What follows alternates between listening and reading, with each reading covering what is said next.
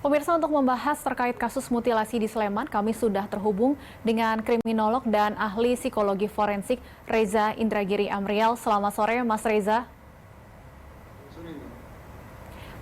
Mas Reza, kami belum bisa mendengar suara Anda. Selamat sore, saya sudah bisa mendengar suara Baik, sudah Anda. terdengar. Mas Reza, kasus mutilasi di Sleman sampai saat ini masih memunculkan tanda tanya besar. Khususnya karena polisi hanya menyebut bahwa kedua tersangka dan korban ini tergabung dalam komunitas yang melakukan aktivitas tidak wajar. Apa analisa Anda atas kasus ini? Pertanyaan induk dari kasus ini justru memang pada diksi aktivitas tidak wajar itu. Karena kalau pihak kepolisian menggunakan sebutan tersangka dan korban, maka bingkai peristiwanya adalah pidana. Tapi kalau ternyata aktivitas tidak wajar yang dimaksud bukan merupakan aktivitas pidana, maka justru menjadi kontradiktif atau bertentangan satu sama lain. Saya tidak bisa memahami sesungguhnya apa yang dimaksud dengan aktivitas tidak wajar itu. Apakah berkonotasi dengan orientasi seksual menyimpang, ataukah dengan aktivitas-aktivitas lainnya?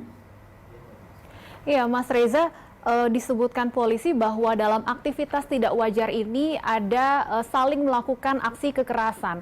Apakah ini yang kemudian mungkin menjadi unsur yang bisa masuk dalam ranah pidana oleh pihak kepolisian, Mas Reza? Nah, kalau memang dispesifikkan bahwa aktivitas tidak wajar itu adalah aktivitas kekerasan satu sama lain, maka secara umum kita bisa pahami bahwa kekerasan adalah perbuatan pidana.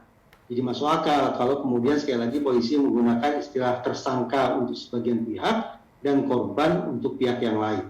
Tapi seandainya aktivitas tidak wajar itu berasosiasi dengan non-kekerasan, maka sekali lagi saya mempertanyakan seberapa jauh penggunaan bingkai pidana bisa dikenakan dalam situasi ini dan bisa dikenakan kepada dua orang yang sudah diamankan oleh pihak kepolisian. Artinya di sini kemungkinan kita masih menduga-duga karena memang pihak kepolisian sepertinya tidak mengungkap secara gamblang motif dan juga apa yang terjadi sebenarnya dalam pembunuhan ini. Bahwa kemudian kedua tersangka tidak menyebutkan tidak sengaja bahwa aksi kekerasan ini kemudian menyebabkan korban meninggal dunia.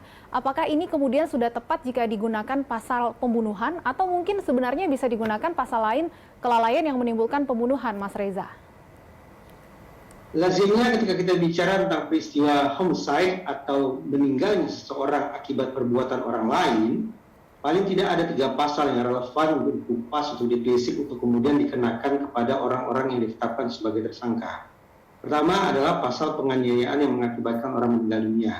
Kita bayangkan bahwa anggaplah terjadi kekerasan satu sama lain, tapi mereka tidak punya niatan untuk mencabut atau menghabisi nyawa orang lain, namun aksi kekerasan yang mereka lakukan kebablasan, di luar kendali, tanpa mereka duga, tanpa mereka harapkan, ternyata terjadi peristiwa orang kehilangan nyawa.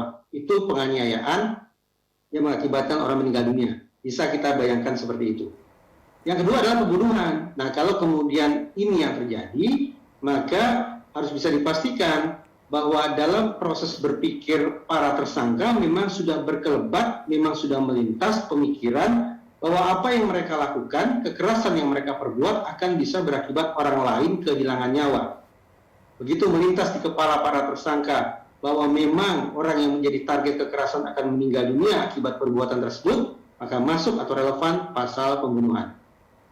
Yang ketiga adalah apabila para tersangka memang sudah berencana, sudah menimbang-nimbang target, insentif, sumber daya, dan resiko sebelum melancarkan aksi kekerasan tersebut terhadap target. Nah, seandainya 4 dimensi tersebut atau 4 unsur tersebut sudah dihitung-hitung di dalam kepala para tersangka, maka kita bisa berasumsi mereka sudah berencana untuk melakukan aksi tertentu yang bisa mengakibatkan orang meninggal dunia. Masuk sudah pasal pembunuhan berencana. Artinya kalau melihat fakta-fakta yang terungkap sejauh ini, Mas Reza, kedua pelaku ini lebih tepat dikenakan pasal yang mana? Selama kita tidak bisa secara definitif dan spesifik memastikan apa gerangan yang dimaksud oleh pihak kepolisian dengan aktivitas tidak wajar, maka segala spekulasi atau kemungkinan tetap terbuka lebar. Menurut saya, mengingat pihak-pihak terkait sudah dewasa, tidak ada salahnya, bahkan sangat baik apabila pihak kepolisian mendeskripsikan secara gamblang apa yang mereka maksud dengan aktivitas tidak wajar. Berbeda kisah kalau kita berbicara tentang pihak-pihak tersebut masih berusia kanak-kanak. Tapi karena sekali lagi mereka sudah dewasa, menurut saya polisi penting untuk membuka sedeskriptif mungkin, sejelas mungkin apa yang mereka maksud dengan aktivitas tidak wajar tersebut. Termasuk yang kemudian menimbulkan spekulasi di masyarakat menyebutkan bahwa aktivitas tidak wajar ini terkait dengan aktivitas seksual. Mas Reza, ini seharusnya dibuka oleh pihak kepolisian? Tepat. Kalau kemudian pihak kepolisian berani untuk menyebut bahwa aktivitas tidak wajar itu bersangkut paut dengan orientasi dan perilaku seksual menyimpang, maka kita bisa berpikir lebih lanjut. Misalnya, apakah kontak seksual antar mereka itu bersifat konsensual atau tidak? Dan bentuk perilaku seksual yang menyimpang atau tidak wajar itu seperti apa? Demikian pula kalau kita sangkut pautkan ke aksi mutilasinya, maka per detik ini paling tidak, karena sekali lagi saya belum sungguh-sungguh paham tentang apa yang dimaksud dengan aktivitas tidak wajar, maka kemungkinan pidana bagi tersangka hanya dua. Satu, menutup-nutupi kematian seseorang, dan yang kedua, menghilangkan mayat atau jenazah seseorang. Ini belum tentu bersangkut paut dengan pembunuhan, apalagi pembunuhan berencana.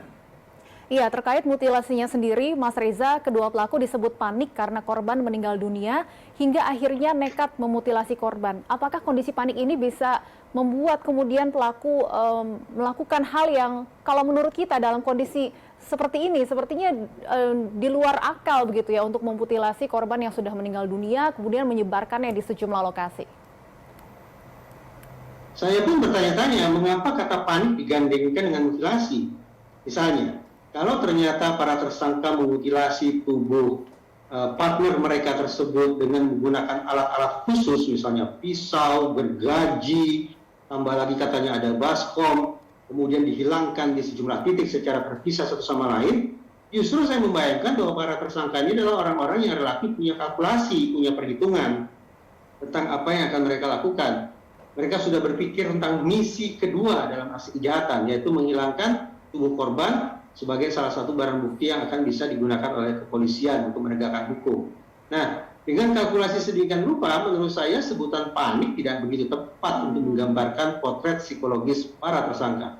Justru mereka relatif tenang, mereka punya perhitungan, mereka punya pertimbangan, berkoordinasi satu sama lain, menentukan peran A siapa, peran B seperti apa, dan seterusnya.